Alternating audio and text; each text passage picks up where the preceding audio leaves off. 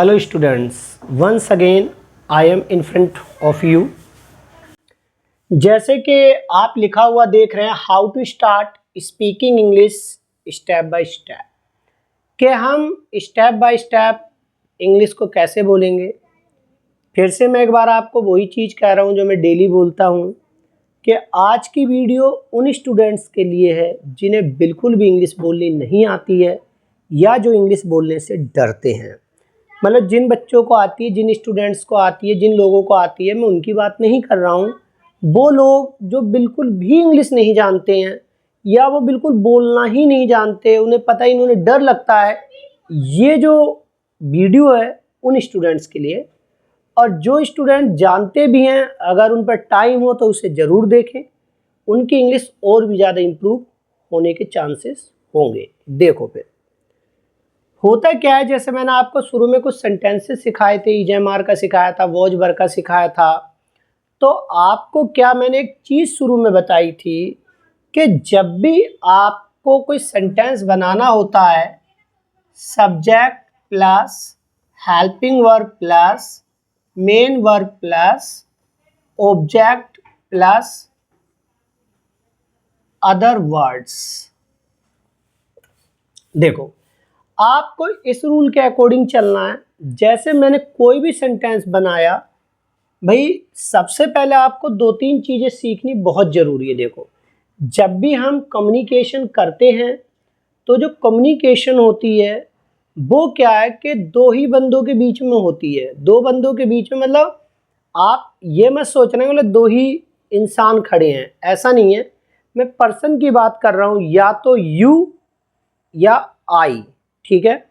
और एक third person होता है जो वहाँ पर नहीं होता, हम उसके बारे में बात करते हैं। तो आज सबसे पहले मैं आपको वो चीज़ें सिखाने जा रहा हूँ। देखो अगर मान के चलो ये यू है और ये आई है, ठीक है, और ये माई है। आप इन पर्सन को अगर लो, ठीक है, और एक हम ले लेते हैं योर, इस तरह से। अगर सपोज करो कि अगर मैं आपसे बोल रहा हूं, अगर मैं बोल रहा हूं तो मैं अपने लिए आई लगाऊंगा। अगर मैंने बोला आई कम हियर डेली, तो आप क्या कहोगे? यू कम हियर डेली, आप यहाँ रोजाना आते हैं। और अगर यही मैं कहता हूं do you come here daily, तो आप कहोगे yes I come here daily. इसका मतलब कि जो यू है ये आई में चेंज हो जाता है और जो आई है ये यू में चेंज हो जाता है। इसी तरह से जो माई है वो योर में चेंज हो जाता है और जो योर है वो माई में चेंज हो जाता है। जैसे अगर मैं आपसे बोलूं, हाँ एक चीज़ और ध्यान रखना, जब भी एक चीज़ आप ध्यान रखना कि जब भी हम आंसर देते हैं तो या तो अफर्मेटिव में देते हैं, नेगेटिव में देते हैं। जब भी क्वेश्चन पूछा जाता है तो या तो जो मैंने वो क्या वाला शुरू में बताया था उसमें क्वेश्चन पूछा जाता है या क्वेश्चन वर्ड में पूछा जाता है। मैं आपको दोनों ही समझा रहा हूं। देखो अगर मैंने आपसे कहा are you in school this time, देखो बड़े ध्यान से देखना आप। Are you in school this time, क्या आप इस समय स्कूल में हैं? तो आप आंसर कैसे देंगे? अगर आप आंसर अफर्मेटिव में देंगे तो आप कहोगे yes I am in school this time. देखो कितना इजी है। इसी तरह अगर आप नेगेटिव में देना चाहते तो आप कहोगे no I am not in school this time. देखो क्वेश्चन आपसे पूछा गया, are you in school this time, क्या आप इस समय स्कूल में हैं? आप कहोगे yes I am in school this time, मैं इस समय स्कूल में हूँ। No I am not in school this time, मैं स्कूल में इस समय नहीं हूँ। अब देखो, आपको मैंने बोला देखो यहां पर मैंने यू का यूज किया है, आंसर में हमने देखो आई का यूज कर दिया, यू को हमने आई में चेंज कर दिया। अब आगे देखो, यहां पर भी यही कंडीशन है। अब अगर मैं आपसे बात करता हूं माई और योर, तो देखो हम इसे कैसे बनाते हैं। अगर मैंने आपसे बोला is this my bag, is this my bag, तो आप आंसर कैसे देंगे? यस दिस इज, सॉरी यहाँ पे योर आएगा, हाँ माई है। इज दिस माई बैग, आप कहोगे yes this is your bag. देखो यहां पर माई था, देखो माई, माई को हमने योर में चेंज कर दिया और योर को हम माई में चेंज करते हैं, ठीक है। अगर आप नेगेटिव में देना चाहते हो तो नो,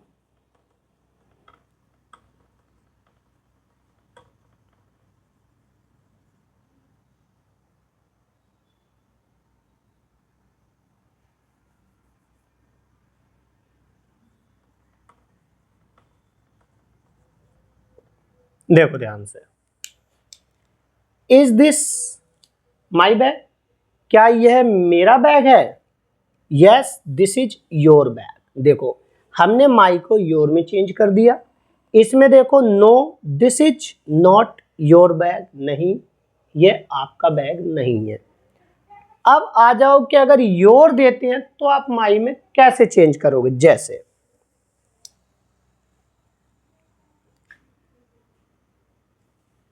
अगर हम वॉच पर आ जाते हैं, watch that your bag,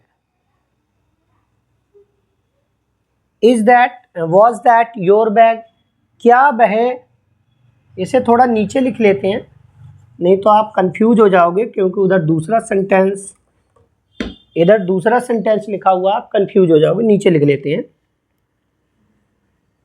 was that your bag, your bag, was that your bag. ठीक, अब देखो, अब यहाँ पे योर है, अब योर को हम माई में कर देंगे, ठीक है। Yes that was my bag.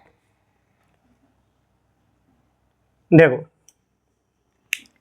बहुत ध्यान से देखना आप, are you in school this time, क्या आप इस समय स्कूल में? Yes I am in school this time, मैं स्कूल में हूँ इस समय। No I am not in school this time, मैं इस समय स्कूल में नहीं हूँ। इसमें देखो इज दिस माई बैग, यहाँ पे देखो ये माई मैंने योर में कर रखा है। Yes this is your bag, देखो योर में चेंज हो गया। No this is not your bag, नहीं आपका बैग नहीं है। देखो इसमें देखो वॉज दैट योर बैग, क्या वह आपका बैग था? Yes that was my bag, और यहाँ पे देखो योर को माई में चेंज कर दिया। इसी तरह से अगर आप इनकी प्रैक्टिस करेंगे तो आपको बहुत ही अच्छी तरह ये जो सेंटेंसेस हैं जिन्हें मैं बोल रहा हूँ, बड़े छोटे छोटे आप स्टेप लेकर अपनी स्पीकिंग को कंटिन्यू रख सकते हैं। देखो एक मैं आपको क्वेश्चन वर्ड वाला भी समझा देता हूँ ताकि आपको और ज़्यादा क्लियर हो जाए। जैसे सपोज करो मैंने आपसे बोला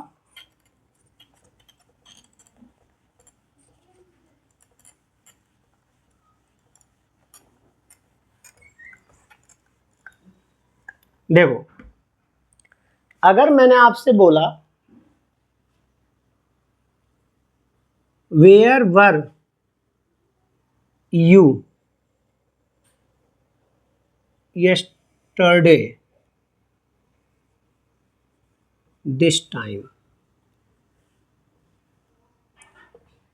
ये क्वेश्चन वर्ड वाला होता है। Where were you yesterday this time. एक चीज़ आप ध्यान रखना, जब भी हम आंसर देते हैं तो हमारा जो क्वेश्चन मार्क है वो कट हो जाता है। हम केवल सब्जेक्ट और हेल्पिंग वर्ब के थ्रू ही आंसर देते हैं, तो आपकी हेल्पिंग वर्ब इधर चली जाएगी।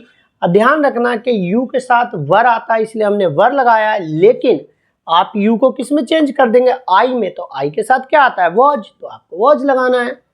ठीक है, देखो, yes I was, where were you yesterday this time, आप करोगे I was in the market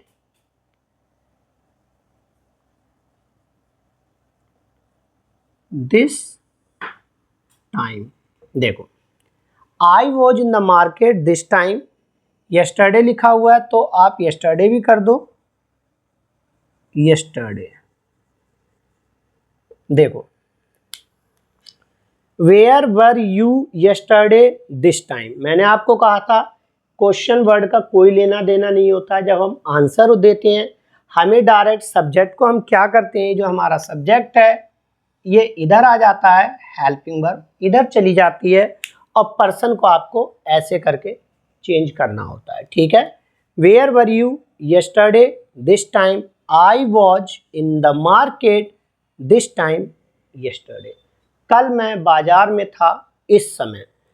इस तरह से आप आंसर देते हैं। और ध्यान रखना कि अगर आपकी कम्युनिकेशन में थर्ड पर्सन यूज हो रहे हैं, like he, she, it, name, अगर ये वर्ड अगर यूज हो रहे हैं जैसे दे, ओके, देयर, तो हम इन्हें चेंज नहीं करते हैं, ये बिल्कुल वैसे ही रहेंगे जैसे लिखे रहते हैं। केवल आपको फर्स्ट पर्सन और सेकंड पर्सन ही चेंज करना होता है। अगर आप अपनी स्पीकिंग को थोड़ा सा इम्प्रूव करना चाहते हैं, स्टेप बाय स्टेप इसे सीखना चाहते हैं, आप इस पर ज़रूर प्रैक्टिस करना। मैंने आपको इजामार के जो यूज हैं वॉज वर के, वो मैंने स्टार्टिंग में सिखाए थे। ये वीडियो उन स्टूडेंट्स के लिए है जो बिल्कुल स्टार्टिंग से अपनी कम्युनिकेशन को स्टार्ट करना चाहते हैं, इसीलिए आप इसे ज़रूर देखना और इसके बाद आने वाली वीडियोज़ को भी आप ज़रूर देखना, क्योंकि मैं स्टेप बाय स्टेप वीडियोज़ को डालता रहूँगा ताकि जो स्टूडेंट्स कम्युनिकेशन करना चाहते हैं पर वो बिल्कुल भी नहीं जानते कि कैसे करते हैं, और वो इसे स्टार्ट कर सकें। केवल स्टूडेंट्स ही नहीं, और भी कई लोग हैं जो ठीक मतलब बोलना चाहते हैं इंग्लिश पर वो बोल नहीं पाते हैं, तो आप इस वीडियोस को देखना। मुझे लगता है कि जो वीडियो है बहुत हेल्पफुल होगी। अगर आपको मेरी वीडियो पसंद आ रही है तो इसे लाइक करें और अपने दोस्तों के साथ शेयर करें, और जिन स्टूडेंट्स ने हमारे चैनल को सब्सक्राइब नहीं किया है वो इसे सब्सक्राइब कर ले। Thank you for watching this video.